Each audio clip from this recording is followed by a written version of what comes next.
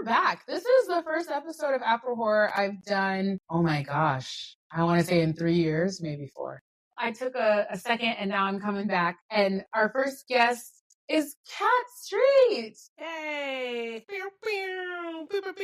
Cat, please introduce yourself to our audience. My name is Cat Street. I am a writer and director and filmmaker and producer, all the things. I love a good horror movie. I love a campy horror movie. I love all the horror. Yeah. Although I'm not, I was just talking to a coworker about Final Destination. I was like, I can't. I like the first or second one. I was like, I'm out. I don't want to know about all the ways that I could die because I already think about that every day. No, I met one of the producers on, remember Clubhouse when we were all quarantined in our house? Yeah. He came to one of the Afro Horror rooms. He was like, you literally just pitch anything, everything. Just pitch it. And if it makes it, it makes it. I was like, I love that. Yeah, I love that. That's great. That's great. Sounds very fun. Do you remember what your first horror movie you ever saw was? What Thriller, the music video. I watched it when I was like 3 or 4. It was very upsetting. It ingrained in me, and I was like, this is why I am the way that I am. Like, I've always been a Michael Jackson fan, and so my dad was like, you like Michael Jackson? Watch this. What a traumatizing thing to do to a child.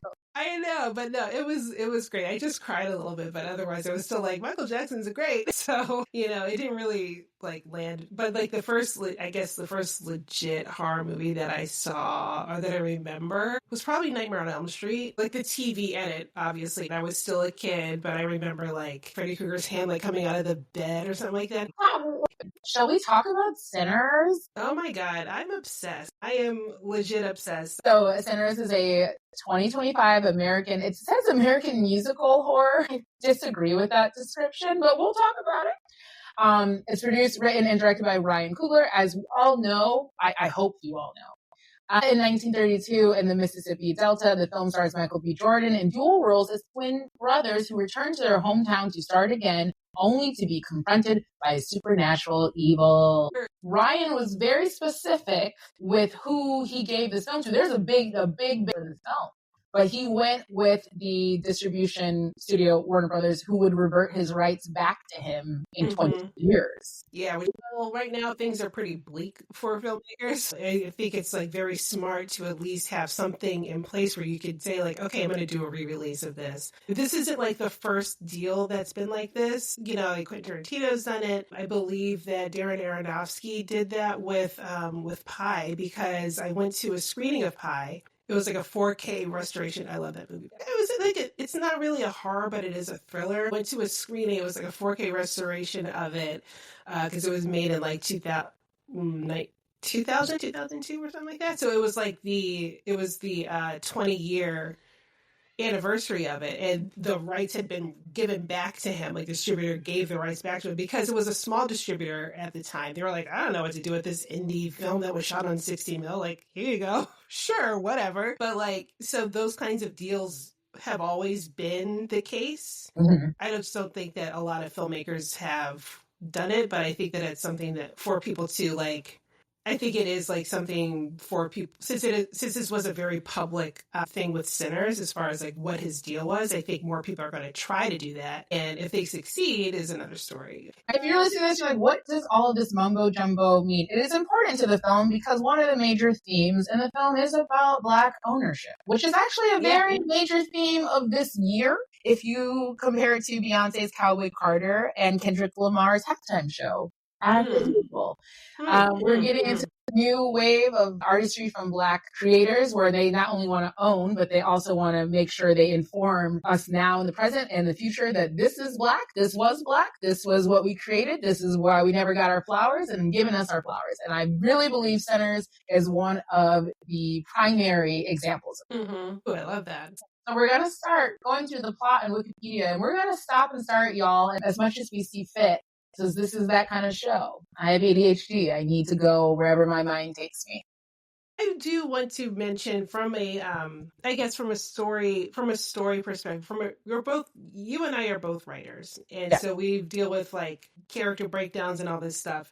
Do you think that the twin brothers were the main characters? Because I don't. What do you think? Don't. I don't. I think he's the star. I don't think he's the main character. I never took them as the main characters. I always took the nephew as the main character. Yeah, exactly. Same thing. Michael B. Jordan is on the cover, right? But when you watch the film, it's really about the cousin. It does start with like Smoking Stag. It's like, but it really starts off with Sammy. But okay, come on. There are other movies that are like that too. When you read, I think of Girl Interrupted, and I'm like, this is very clearly Winona Ryder's story, but Angelina Jolie kind of like she's all over that. She's all over it. Yeah, I love that. All right, speaking of the twins, in 1932, identical twins and World War I veterans Smoke and Stack Moore returned to Clarksdale, Mississippi after years working for the Chicago outfit. Let me talk about this real quick. I only got one sentence in that I already got. Someone told me that I work with. He was like, yeah, I went to see Sinners. And I just walked in and I didn't even look up where I was going. I just walked in. I was like, what a shock. I love it. I love it. I love going in blind and knowing as very little as possible. Yeah.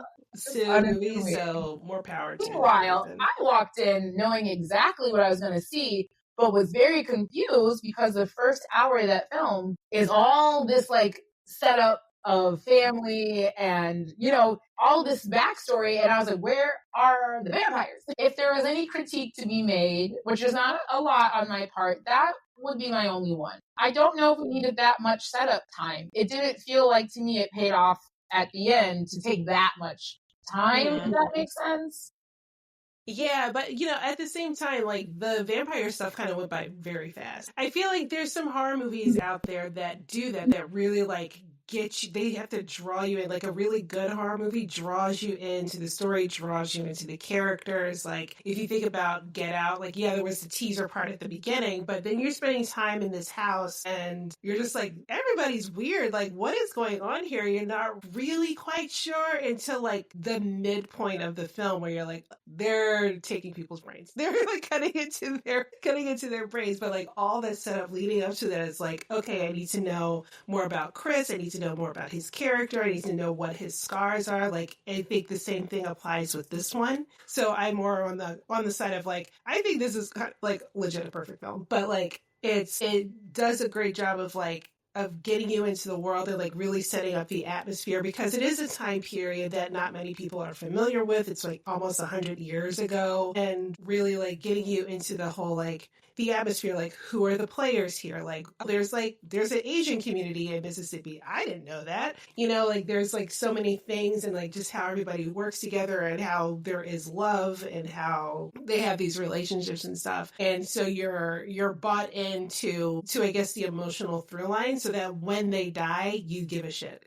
Because if you brought in the vampires a little bit earlier, then it'd be like, oh, okay, well, Smoke and Zach or, you know, whatever. You know, it doesn't necessarily hit, I don't think, as hard as if you don't, or if you're not emotionally invested in it. But my problem is that we got only like one or two scenes with the twins together before they went their separate ways to set up the party. Yeah. And I was like, so I didn't actually get invested in them together. And really quickly, I was very confused on which twin was Smoke and which one was Sam. Until the end with the ring, I was like, oh, it's that one. True. And I get the hat thing. I was like, okay, they wear different hats, but it wasn't enough. Yeah, I can see that. Yeah, I think I did find that interesting that you didn't see the bond. You saw that they were trying to get stuff done and they were like arguing about like, oh, we got to do it this way, we got to do it that way and everything. And like the little bond that you see at least is like when Stack is rolling cigarettes for Smoke and then handing it to Smoke and like that little exchange kind of like shows like how close they are. But other than that, like you don't see them together that much. But I think the ending of that where they talk about like that was the last time I saw my brother. It's like that's when you're like, oh, yeah, that's sad. But yeah, I get you though. I have twin brothers, and that relationship as twins is so wild. When I see them, and I feel like if you're not a twin, you're not ever gonna understand it. They are in sync, in step, in movement, in breath when they're together. Wow. And they're biggest protectors of each other. Like they would push me off a cliff to protect each other. And I would be like, absolutely, you should do that. Yeah, I think maybe I just assumed that was the case with them. Like as soon as like we'll get to it, but yeah, like Yeah. you see, like there's like moments where like they're in peril or something like that, and the other twin is just like, all right, well I gotta fuck this person up now. Like let's go, That's my let's do it. brother. But I do Yeah. love it, and I love Michael's performance as Mm-hmm. both. I do see the difference in the characters. They're not as distinct as I would like, but they are there, so I can go, okay, even if I didn't see the hat, I know that is the one who has the baby mama, and that is the one who dates the white looking one. Yeah. Okay, I got that. I feel like Smoke was like the softer one, and Stack was definitely like the I'm just gonna. He was like a little bit harder. Smoke is the one with the baby mama. So he didn't. Well, we're going spoilers, by the way. If you're listening to this, you must know there's spoilers. So he definitely passed away. He was the ending. Yeah.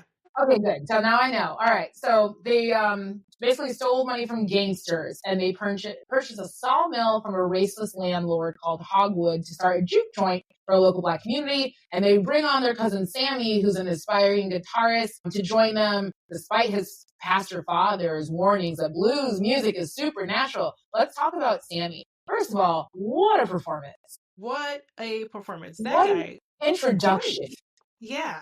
Like the best acting introduction I've ever seen on screen. Opens with like Sammy. So this is why I'm like, Sammy's the main character. It's the first person we see. Sammy drives to his dad's church, like messed up. He's got like this huge scar on his face. He's like covered in blood, and he goes into the church. It's like the morning, and he goes into the church, and everybody stops. And his dad is like, he's holding onto like a piece of a guitar, like a broken piece of a guitar, and his dad is like,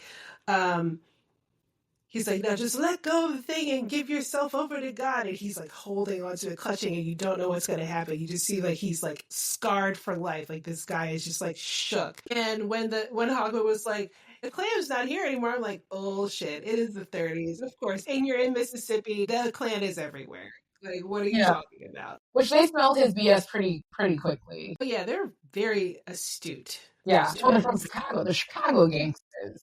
They just grifted some like Al Capone and some nonsense, and then got away scot-free or did not die from it. So, and then they point out on the floors. They're like, "Oh, what's this stain?" He's like, "I don't know, nothing." Oh yeah. He was like, "You clean these floors?" Yeah. I was like, "Oh no." Oh. Which also makes me think they had to have known. So why still open it if you know? Yeah, that's a good question. Had to have known. So Ryan, if you're listening, we need to know why Smoke and Stack decided to open up a juke joint in a known racist little hall, knowing full well that something was likely to pop off. Yeah, because later on in the movie, guys, Remick does tell them, he's like, the white guy, he was coming back with his crew, they were gonna get you. And I was like, you all didn't know that? Y'all didn't know that? I feel like, yeah, that's we have the whole trunk full of. Yeah, and they were like shocked. I was like, why are you shocked? So me and my husband Jason, we think about like moving, buying a house and everything. Do we have money to buy a house? No, of course not. But like we think about like, oh, where are we going to move and what are we going to do? Like, oh, how racist is this area? How many Black people are in this area? These are things that we have to think about.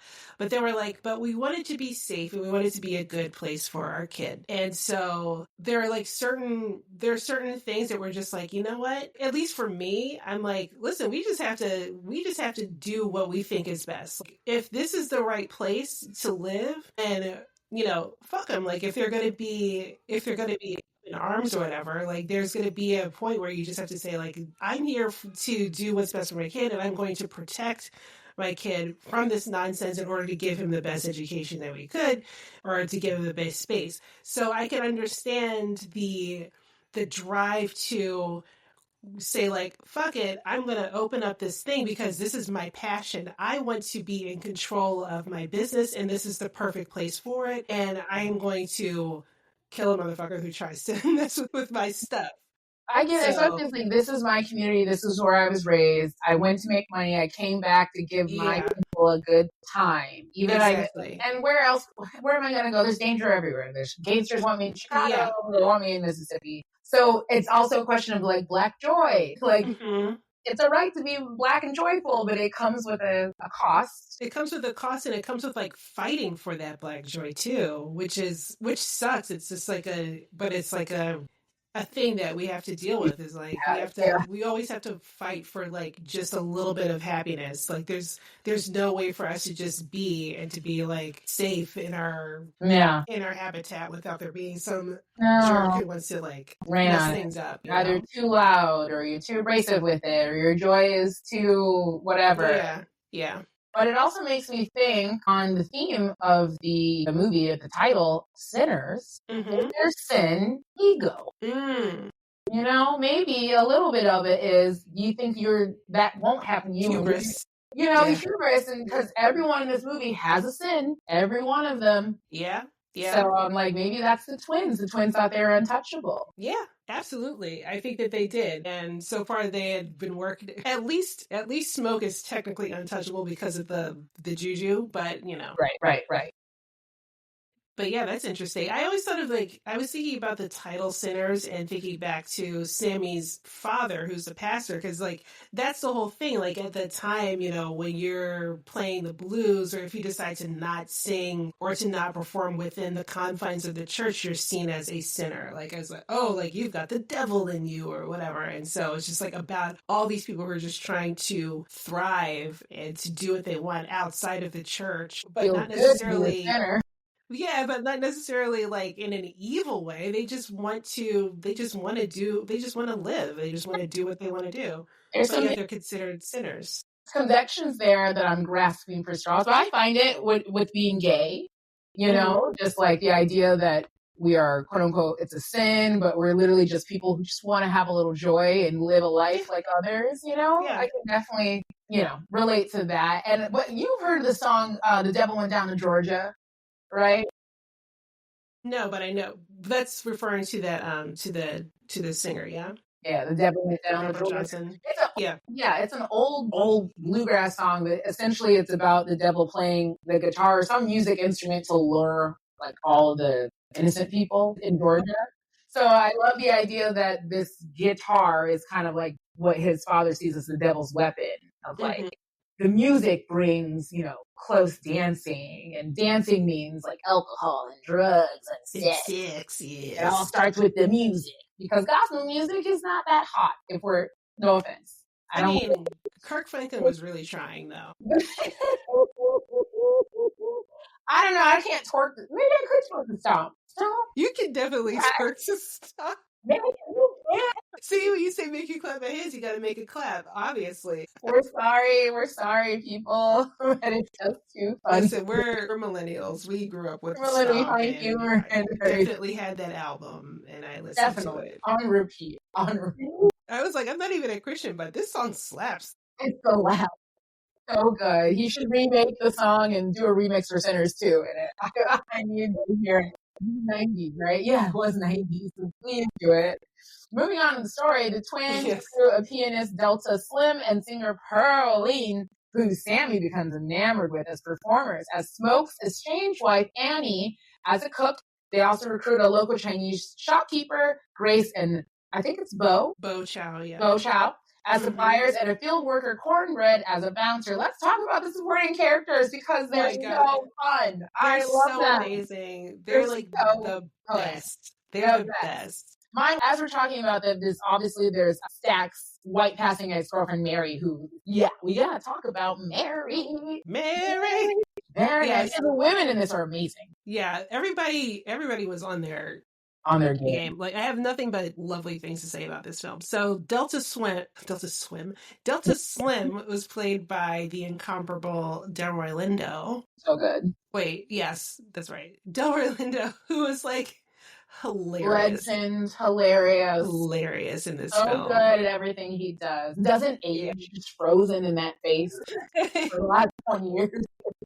I'm like, sir, seriously?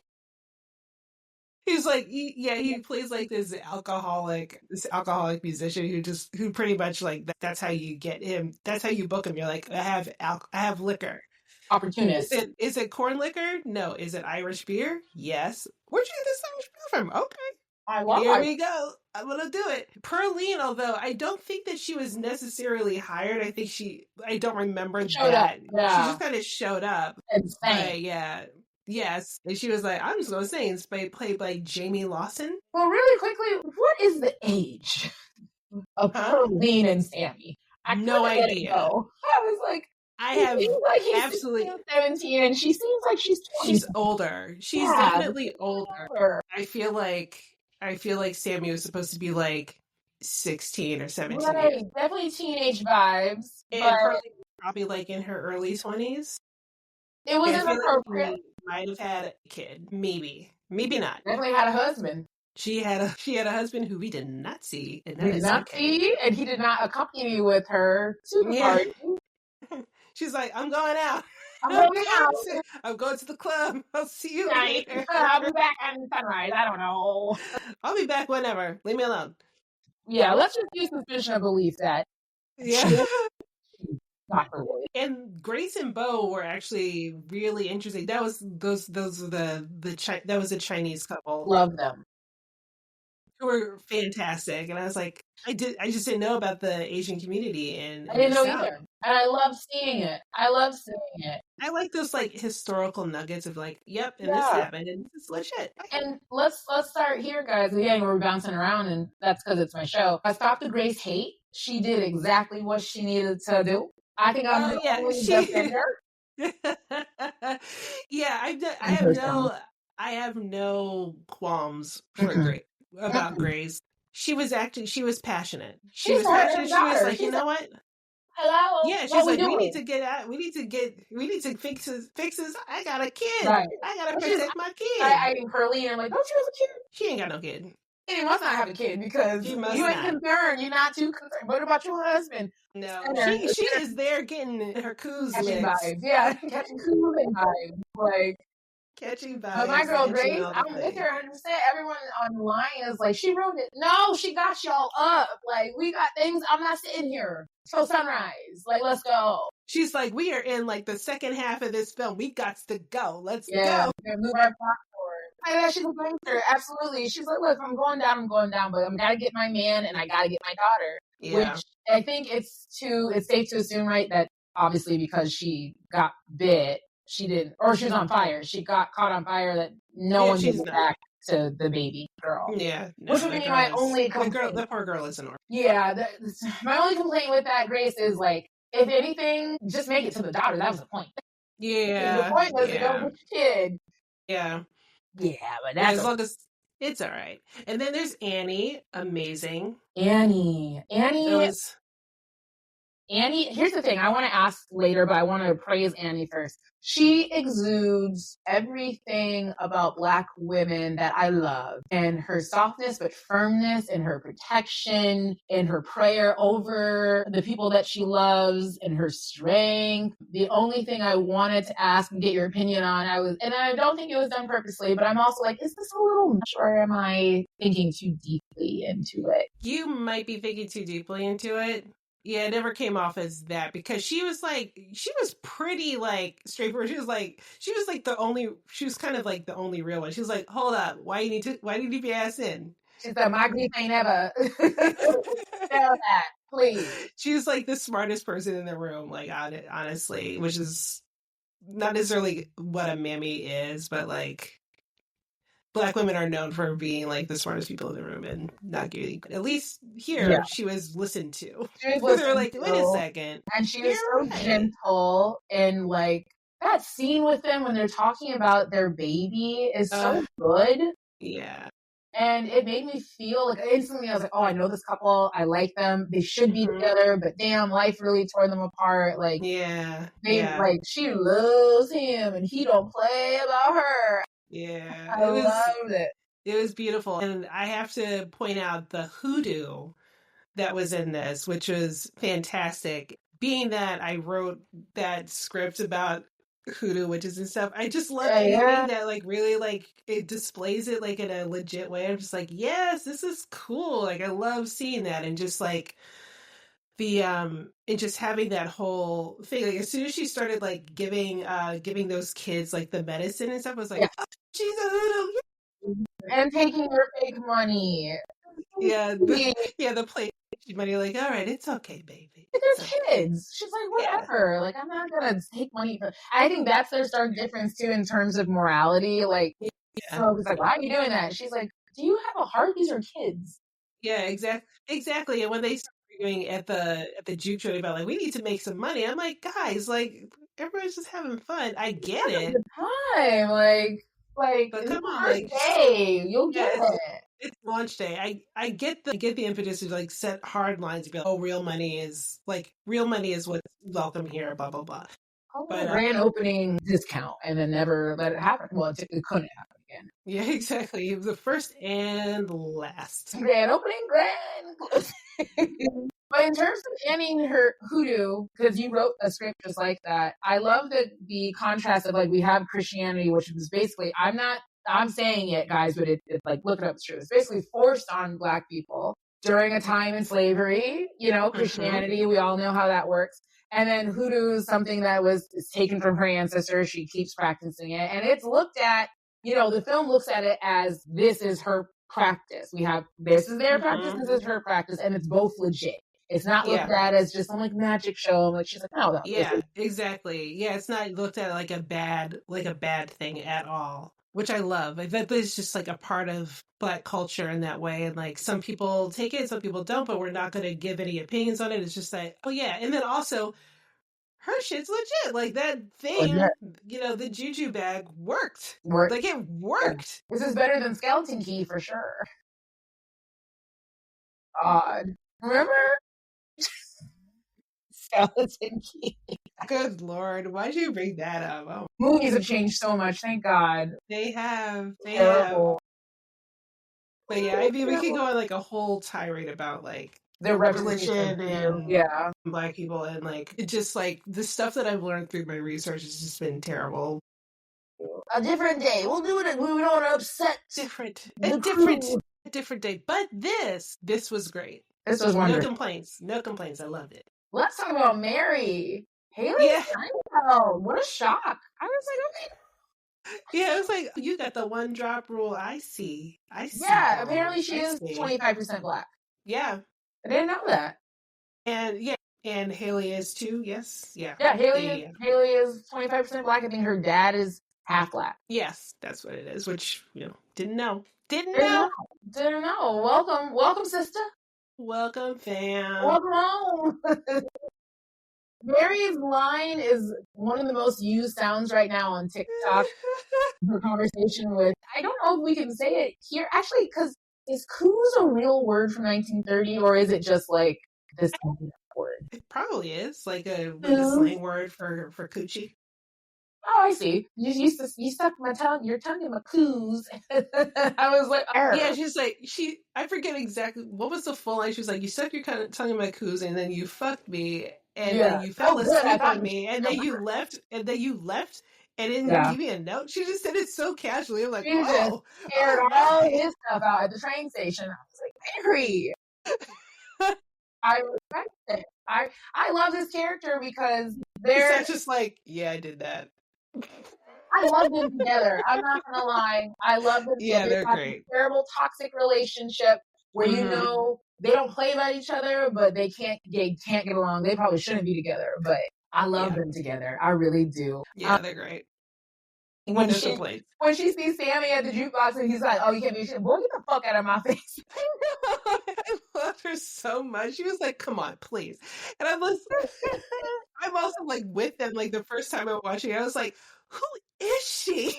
Like, what is the dynamic here?" And then finding out, I was like, "Oh, okay, cool." But yeah, it was hilarious. There's something to be said of she's white passing, but she's still Black, so she doesn't want to hang out with the white community. She's just safe there, you know. She gets married, she gets the security, but she really wants to connect with her people and her roots and stuff. Yeah, and she can't because then she'll be hurt for whatever reason. Or she'll bring hurt on them. Yeah, or she'll bring hurt on them because they'll think like, "Oh, there's a white woman and you're dating." And she's like, "No, I'm part Black." And they'll go, "It's still terrible." Yeah, it's racist, man. If we walk down the street together, they might kill me. thinking I'm harming you, and that couldn't happen, which is why I love their ending so much. Because even though, yes, they both become vampires, that means they get to go off into the future in the 90s and the 2000s and the 80s and live together. Yeah. And be together, really. They could never have done that if they had just lived their lives out in the 30s. Yeah. It's like their relationship is of a different time. Yeah. Right people, wrong time. Yeah. Except for now, it's eternal. They're like, you again. Forever. Now it's forever. I wish you would. They could have broken up. Yeah, whatever. They probably did over a millennium back. Probably. They feel like a Spike and Drusilla type situation. Exactly. Just I could see her killing all his ex-girlfriends. Killing everybody. Like, why? You think you're getting rid of me? You know, just the worst. What did you think about the spit exchange scene? I know a lot of spit exchange? That was sexy. That was sexy as hell. Freak. It was gross, but sexy. I was like, oh, that's what y'all doing. I draw the line at exchanging spit like that. Well, I'm never judging on street flag, but for me, no. I mean, it's a lot. In the age of COVID, it's like, why would you do that? But then again, if you're already making out, like, why not? Well, I had someone do, it's not the making out, exchanging the slap, it's... Yeah, well, you don't do that. You don't be like, you're just like, you know? And then she's like, she gathered all this alive and she could. She was also a vampire at that point, and she was drooling because she was hungry. So she's True. like, she's like, you want some of this? Shout out to the special effects person. That is the nastiest drool I have ever seen in my life. It's like, is this K-Jelly? Like, that was... Yes, literally. I was like, what? You remember there's something about Mary? Yes! It was like when it was on... Is that hair gel? Yeah. I was like, this is gross, but I'm enjoying it.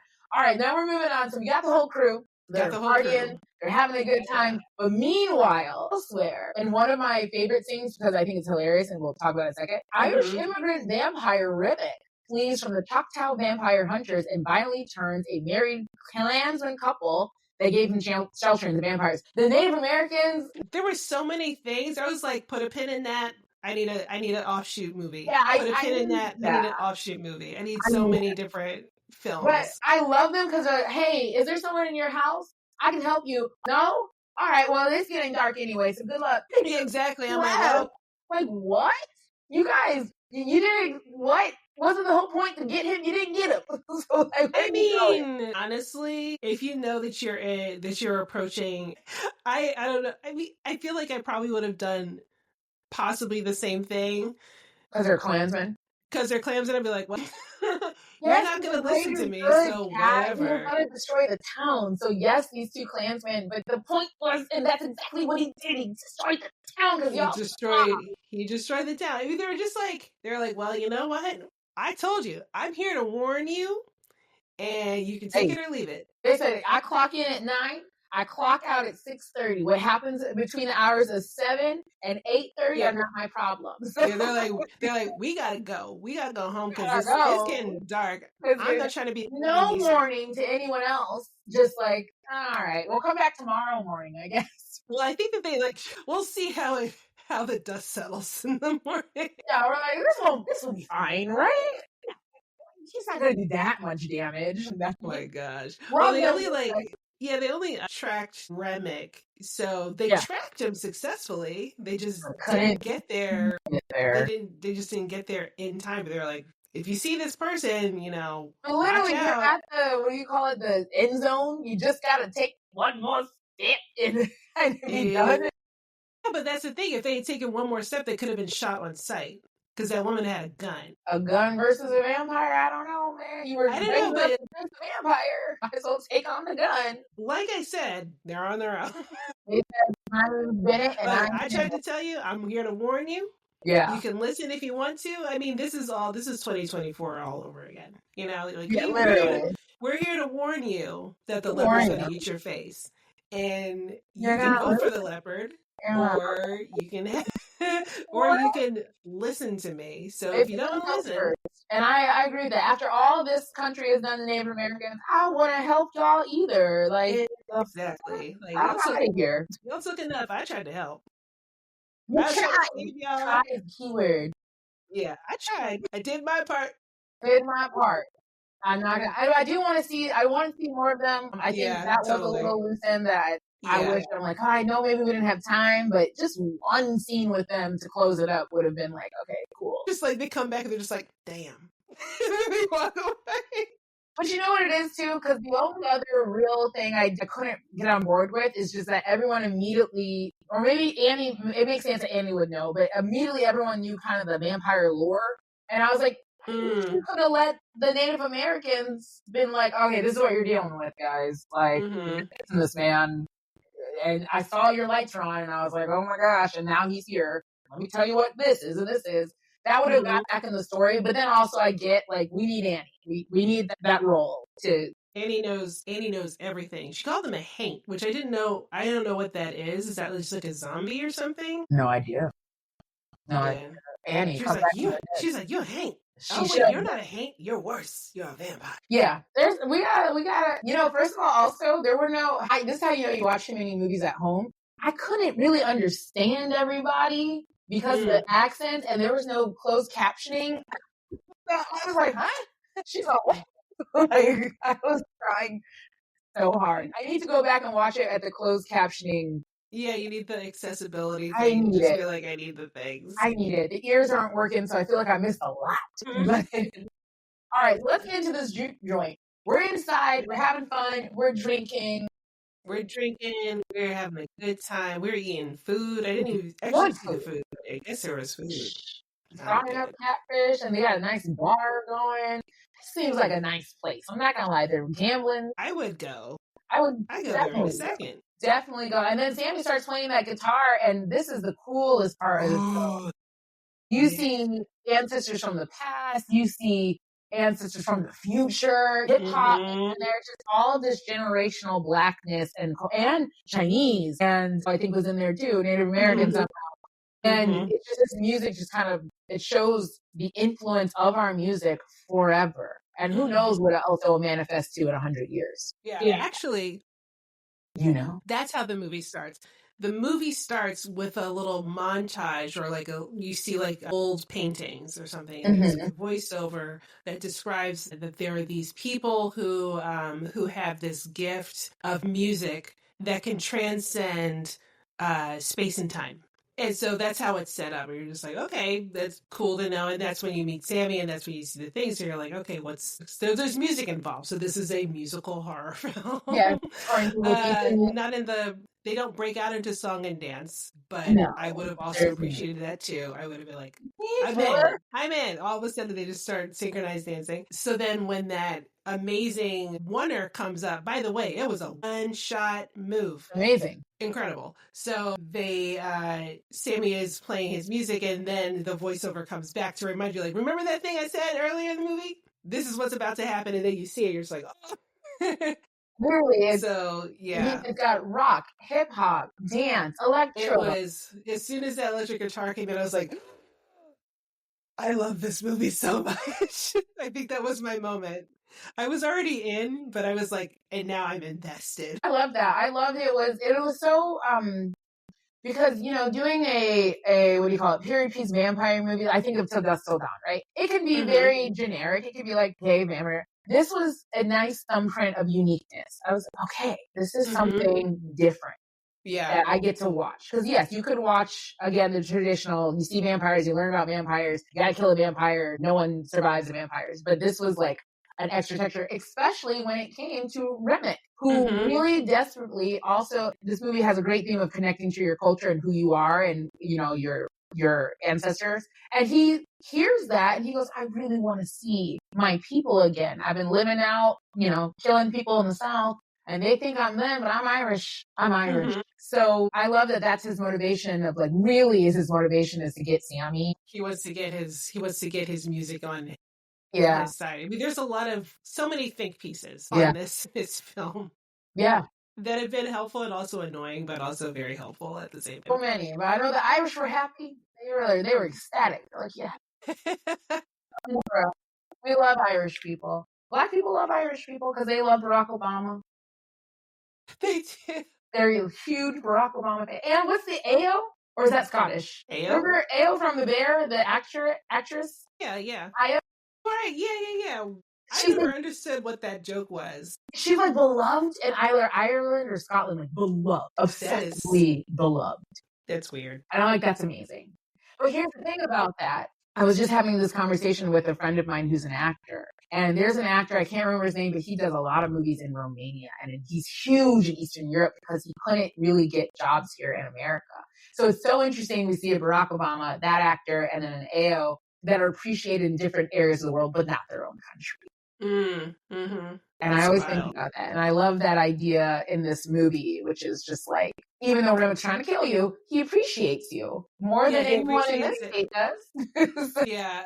There are some schools of thought that feel like that it's not so much that I like your take of like he misses his people and he wants to reconnect with them, and so Sammy's music transcends or can open up a gate to different realms so that he could visit the past and the present. He sees it all. He's just like, wow, this is amazing. There is the other school of thought that it's really about like white appropriation. And I'm like, yes, that seems pretty obvious. I would imagine. Watching it again, I was like, yeah, I can see that as well. That's a nice talent you have here. Shall I take it?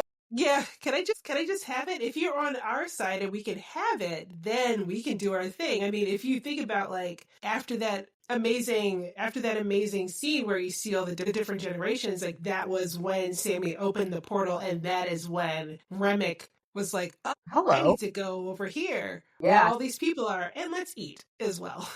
Yeah. So really Sammy it's all Sammy's fault. His talent good. Kind of it is. But also you can kind of see it too of Remek wanting to use Sammy as a Pied Piper, because the idea is to like draw people to the music so then you can make more vampires. Yeah. So there's a lot. We're all one peoples. All one peoples. But you know what? Here's the thing. I wouldn't last a second in a movie like this because I was like, he is so charming. Like, he seems nice, y'all. I don't know. He seems like he's one of the good ones. Should we try?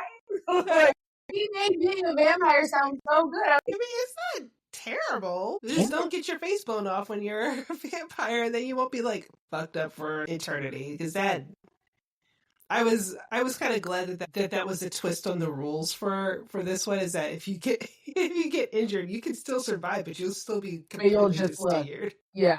You'll still look a hot literally in turn. Sorry, that's just the what they meant. But I know he was that actor is very good too. Very, very good. I was like, and I love the memes on Instagram and TikTok. They're like, they play different songs and everyone's like, "Oh, that'd be the song to get me outside."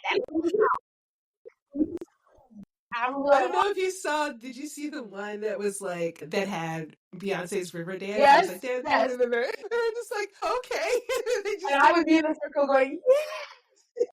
Like immediately. There was one that had back that thing up, and I was like, yeah, I'm sure. I gotta go. Like, I gotta go, guys. Like the song is calling me. The song, but every time you hear the song, it's like, oh, it's the devil's music. I know it's the devil's music. I gotta go. Yeah, I mean, everything. Once we get into the vampires, it really just goes from there. Yeah, it's just like, now we're off to the races. We're off to the races. The Cornbread one cracks me up because Cornbread is also just an awesome character. Yeah, I love how when the twins first recruit him and they're like, Corbin, we need you to do this thing. He's like, oh man, my wife won't let me go. I'm like, you're not paying that much money or whatever. He's like, my wife's pregnant, blah blah blah. What do you want? Like this is gonna be dangerous. And they're like, you say something like, we're gonna make so much money that your wife will. And then he's like, huh? And then his wife is like, how much money are we talking? I know that's like, girl. Because they're literally picking cotton. Like, they're free, but they're still picking cotton, and it's probably 10 cents freaking day. Yeah. So she saw the future. I'm sad that she is now a single mother, but you know, it is what it is.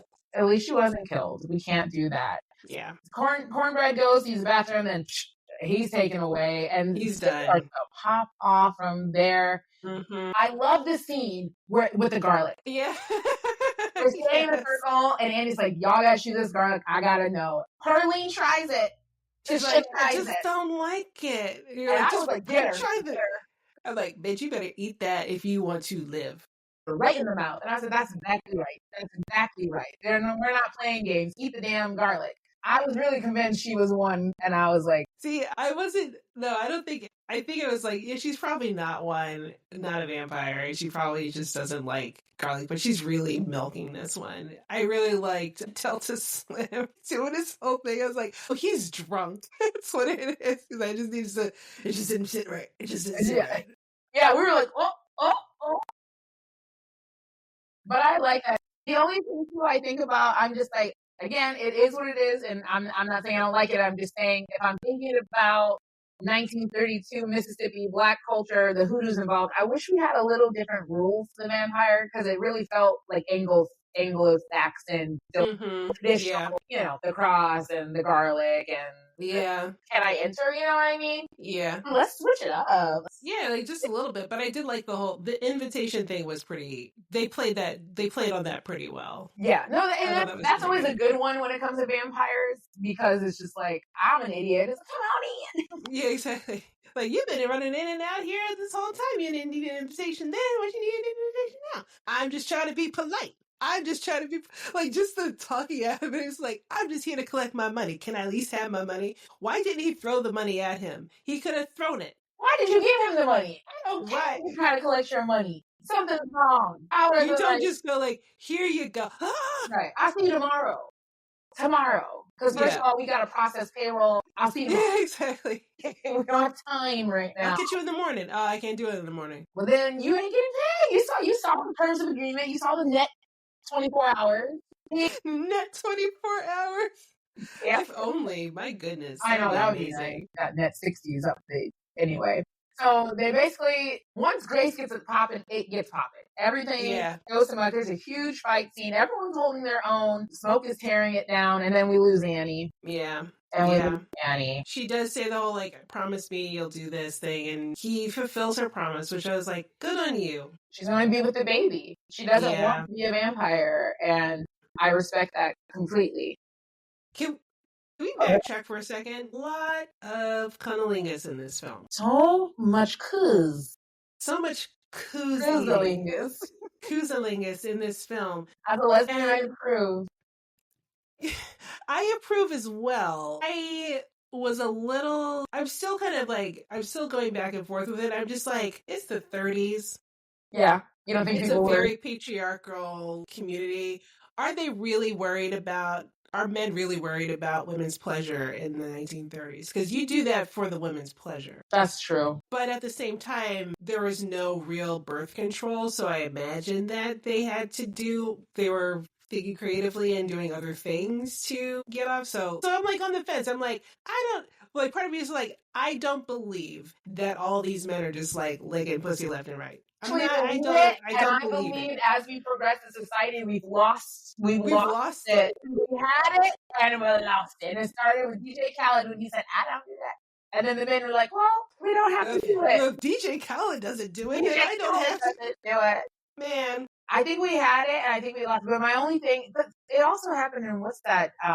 Anyway, I can't remember that movie, but I feel like my stupid brain goes to, it's so hot. I don't want anyone to do that to me in that kind of southern heat. Like, you didn't wash up first? I'm dancing and grinding and... Also, I'd have to say that's pretty hot when he was just like, I just want to taste you. I'm like, yeah, that's what you say. All right, I'm game. Let's go. Like, if you're okay, if you're okay with it, then so am I. Are you sure? Okay.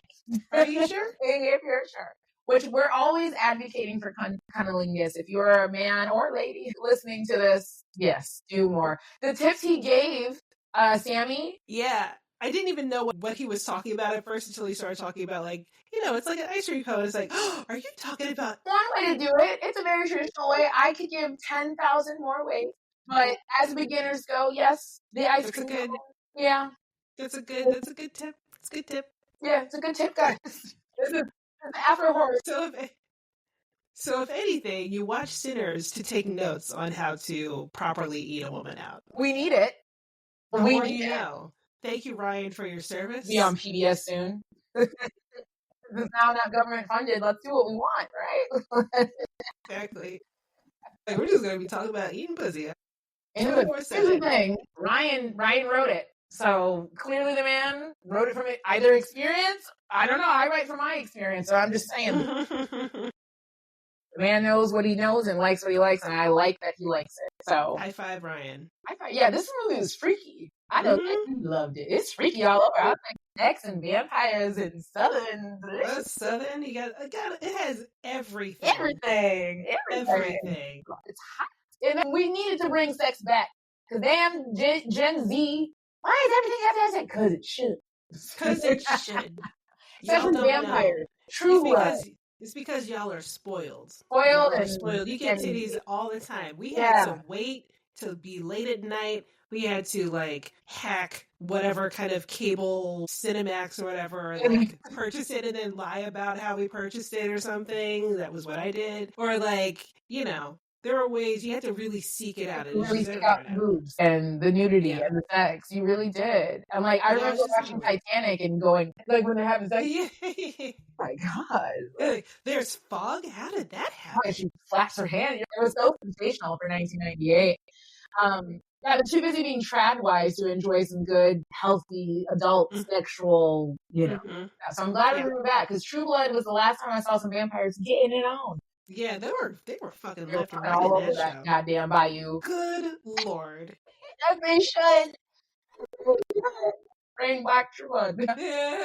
Actually, if we're thinking about True Blood was the last time we actually saw like a good black southern horror, like the southern gothic of it all. Yes. Shout out to Alan Ball. Alan Ball, but the black gay character we had. Nelson Ellis? Yeah, R.I.P. Yeah, we haven't seen a character like that on TV since, and that makes me mad as hell. He was so good. R.I.P. All right, so now things are popping off. You lose Annie. Mary is distraught over Annie's death and flees the joint. This was an interesting one. Both Vampire Mary was very upset. She was upset because she was like, "Oh, you're supposed to come with us," and she was just pissed. Yeah, she was upset. I get it.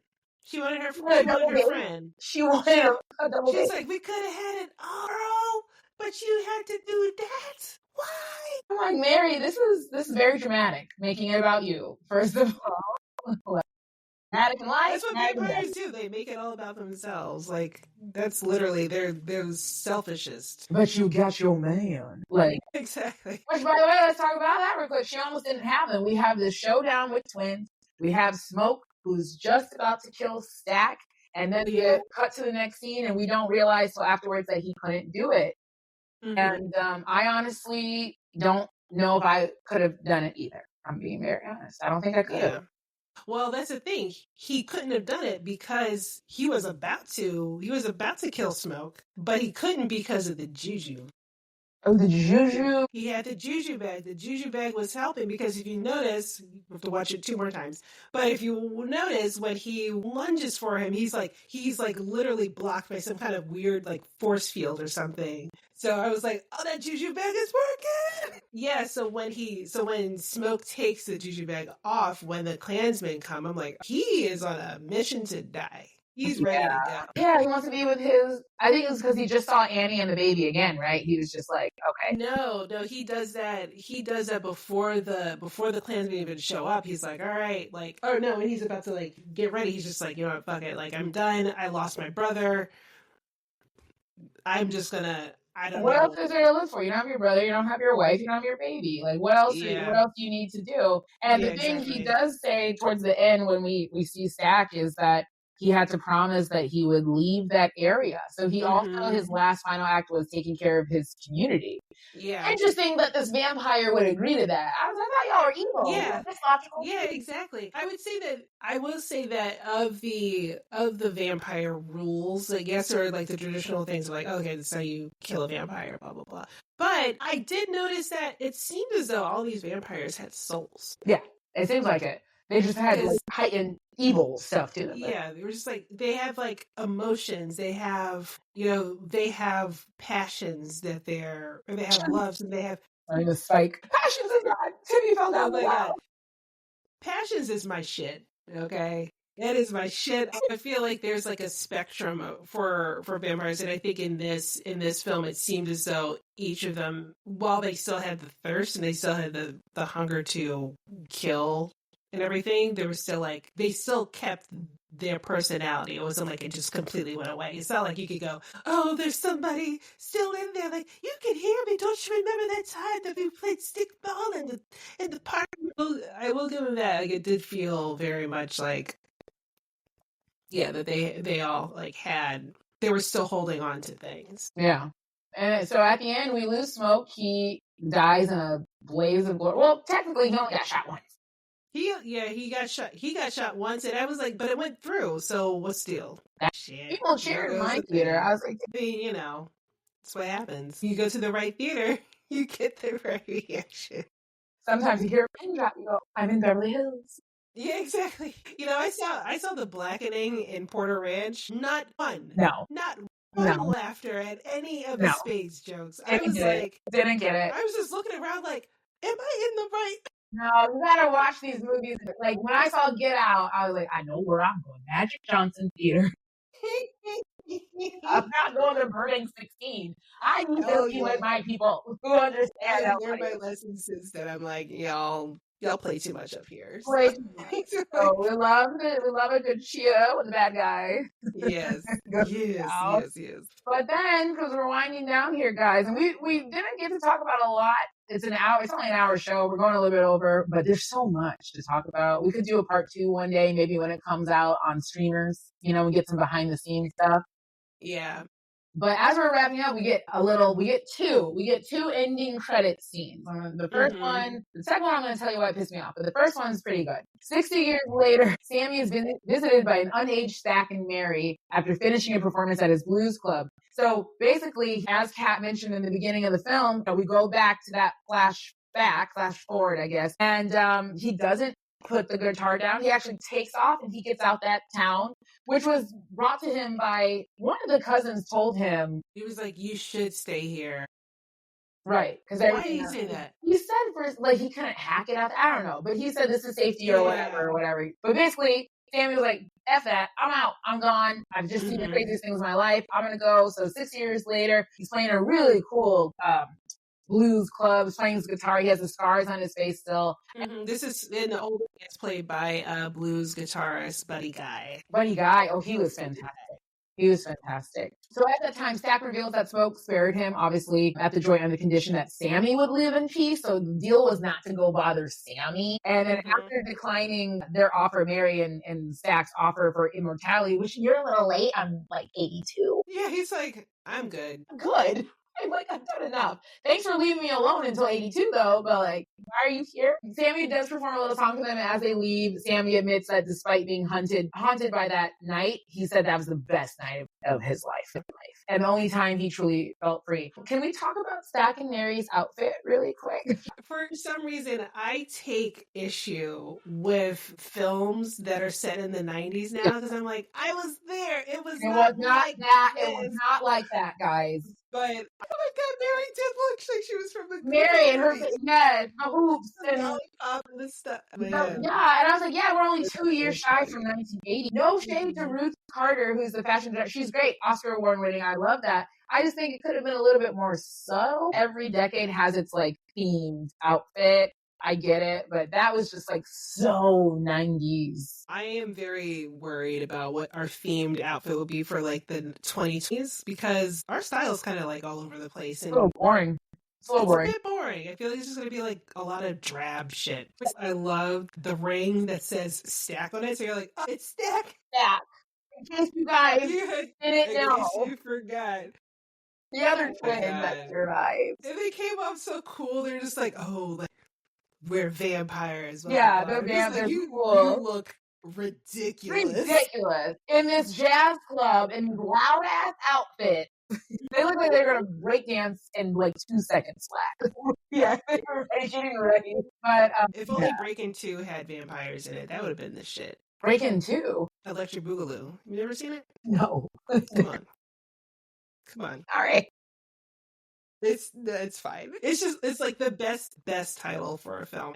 Before we wrap up, I want to shout out my friend Anthony Parkner.